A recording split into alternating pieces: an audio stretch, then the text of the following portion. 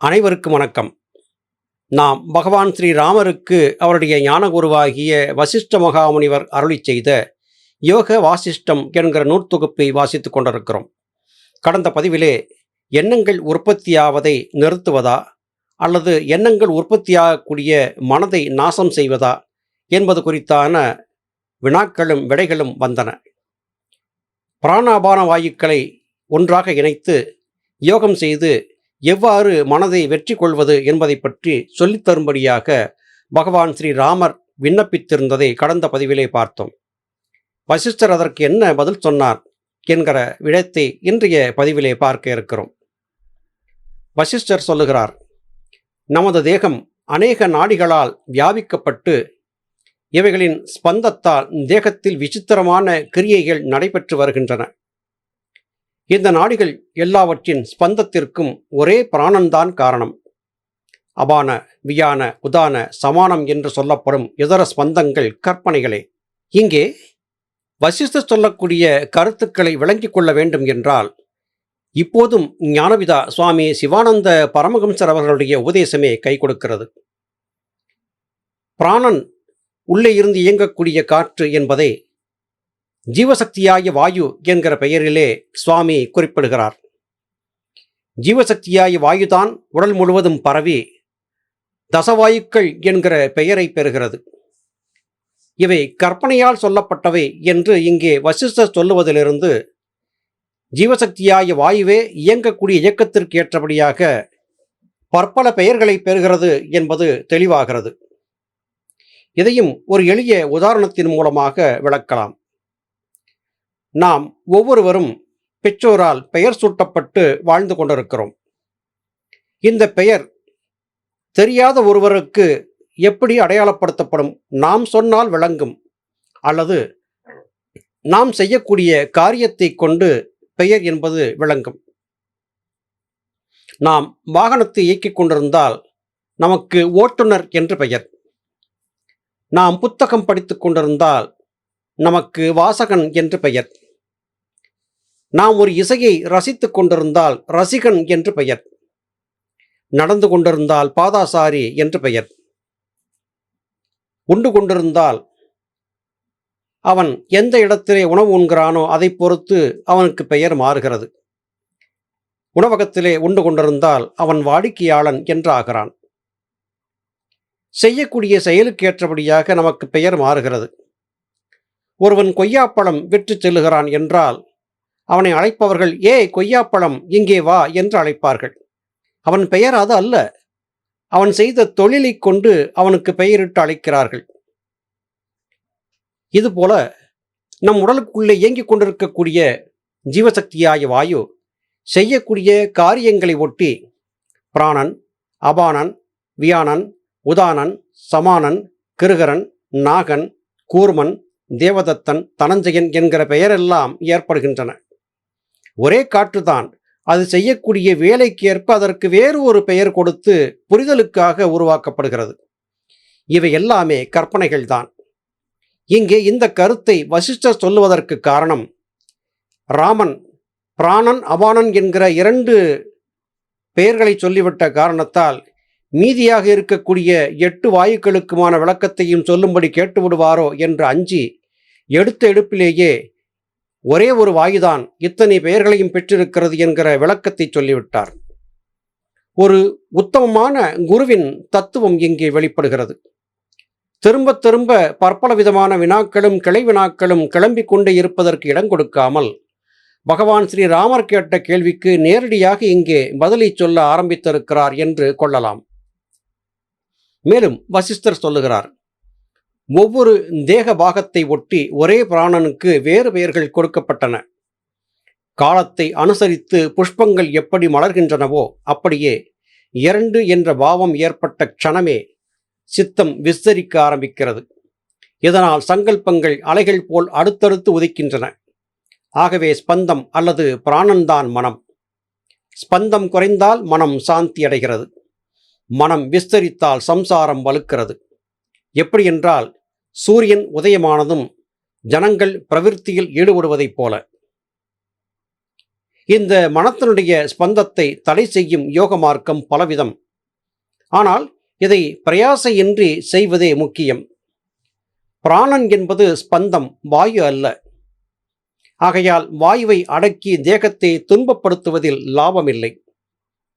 ஸ்பந்தத்தை அடக்க ரேசகம், கும்பகம், பூரகம் என்பவைகளில் ஏதாவது ஒன்றை அனுசரித்து மனதை ஒருமுகப்படுத்துவதே பிராணாயாமம் எனப்படும். இங்கே துல்லியமான ஒரு விளக்கத்தை வசிஷ்ட மகாமுனிவர் சொல்லுகிறார். வாயுவை இழுத்து வயிற்றிலே அடக்குவதிலே லாபமில்லை என்கிற கருத்து இங்கே சொல்லப்படுகிறது. இந்த கும்பகம் என்பதிலே 2 விதங்கள் இருக்கின்றன. பூரகம் என்பது காற்றை உள்ளே இழுப்பது, ரேசகம் என்பது காற்றை வெளியே விடுவது, கும்பகம் என்பது காற்றை நிறுத்துவது என்று சொல்லப்படுகிறது. காற்றை உள்ளே இழுத்து வைத்து நிறுத்துவது உடலுக்கு துன்பத்தை கொடுக்கும் என்று வசிஷ்டர் குறிப்பிடுகிறார். அப்படியென்றால் இங்கே கும்பகம் என்கிற வார்த்தை எதற்காக பயன்படுத்தப்படுகிறது?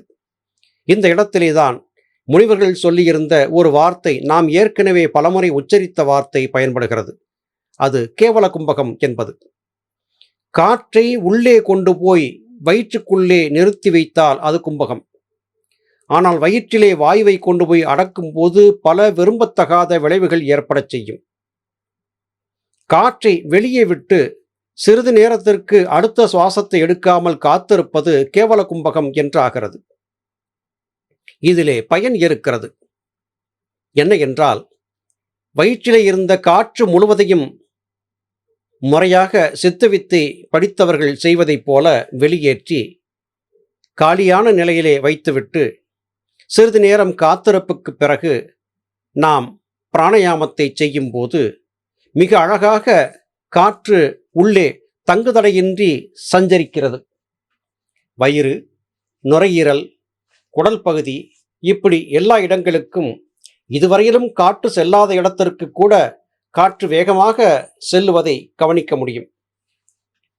இது எப்படி என்றால், வெற்றிடத்தை நோக்கி காற்று செல்லும். பிராணாயாமத்தின் தத்துவம் இதுதான். பிராணாயாமம் செய்யும் போது மிக நீண்ட நேரம் மெதுவாக காற்றை வெளியே விட வேண்டும். திருமூலநாயனார் அருளி செய்த திருமந்திரத்திலே, ஏற்றி இறக்கி இருகாலும் பூரிக்கும் காற்றை பிடிக்கும் கணக்கறிவார் இல்லை, காற்றை பிடிக்கும் கணக்கறிவாளருக்கு கூற்றை உதைக்கும் குறியது ஆமே என்று சொல்லப்பட்டது. மேலும் திருமூலருடைய பிராணாயாமத்தை பற்றி பெரும்பாலும் எல்லோரும் சொல்லும்போது 1, 4, 2 என்கிற விகிதாச்சாரத்திலே பிராணாயாமம் செய்யப்பட வேண்டும் என்று சொன்னார்கள். ஆனால் அது சரியான அனுபவத்திலே பார்க்கும்போது பிழையாகவே காணப்படுகிறது. ஆனால் திருமூலர் சொல்லிக் கொடுத்த இந்த பிராணாயாமத்தை ஞானவிதா சுவாமி சிவானந்த பரமஹம்சர் அவர்கள் அருளி செய்த சித்த வித்தையோடு ஒப்பிட்டு பார்க்கும்போது திருமூலர் சொல்லிக் கொடுத்த அந்த பயிற்சி தெளிவாக சித்த வித்தையில் இருப்பதை காண முடிகிறது. இந்த பிராணாயாமத்தை பற்றி வெட்ட வெளியாக இந்த வலையொலியிலே சொல்ல முடியாது. தீட்சை காட்டிக் கொடுக்கும் போது மாத்திரமே இதை பற்றிய விளக்கம் கொடுக்கப்படும். எனவே தவறான அடிப்படை புரிதலில்லாது செய்யக்கூடிய காரியங்கள் பல விரும்பத்தகாத விளைவுகளை ஏற்படுத்திவிடும்.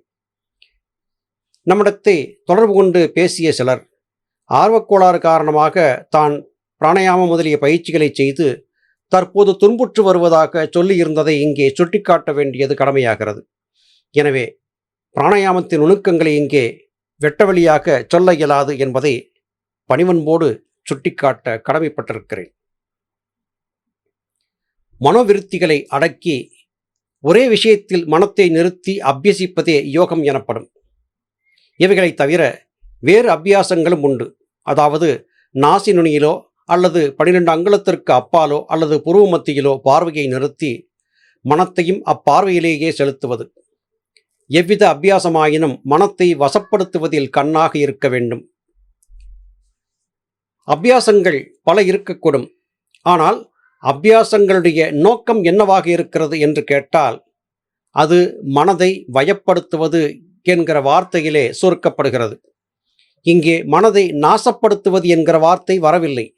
மனதை வயப்படுத்துவதில் கண்ணாக இருக்க வேண்டும். காரணம், அடங்கிய மனமே, வயப்படுத்தப்பட்ட மனமே சத்குரு என்றாகும். அந்த சத்குருவால் மாத்திரமே முத்தி மோட்சத்திற்கான கதவுகளை திறந்துவிட முடியும். யோக சாதன பயிற்சியிலே ஈடுபடக்கூடியவர்கள் முறையாக யோக பயிற்சியை செய்து அதன் சாதக பாதக விளைவுகளை எல்லாம் அலசி ஆராய்ந்து பார்த்த ஒருவரிடமிருந்து கற்றுக்கொள்வதுதான் சரியாக இருக்கும். மனம் போன போக்கிலே எதையெதையோ கற்றுக்கொண்டு விட்டு பிற்காலத்திலே துன்புறுவது என்பது அறிவுடைமை அல்ல. இங்கே இவர் சொல்லக்கூடிய விளக்கங்கள் தெளிவாகவே இருக்கின்றன.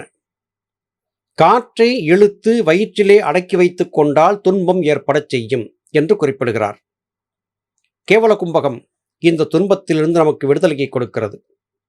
காற்று வெளியிலே விடப்பட்டு அடுத்த சுவாசம் எடுக்காமல் சிறிது நேரம் காத்திருந்து சுவாசம் எடுக்கும்போது எங்கெல்லாம் வெற்றிடம் இருந்ததோ அந்த இடத்திற்கெல்லாம் நம்முடைய பெரிய முயற்சி இல்லாமலேயே காற்று சென்று சேருவதை பார்க்க முடியும். இதுதான் சித்தவித்தை அல்லது பிராணாயாம பயிற்சியிலே இருக்கக்கூடிய சூட்சுமம் என்பதை இங்கே சொல்ல வேண்டியிருக்கிறது. சித்தவித்தை பயிற்சி முறையாக கற்றுக்கொண்டு விட்டால் இந்த நுணுக்கம் விளங்கிவிடும். நல்லது சகோதர சகோதரிகளே, மீண்டும் அடுத்த பதிவிலே உங்களை சந்திக்கிறேன். அதுவரையிலும் நன்றி, வணக்கம்.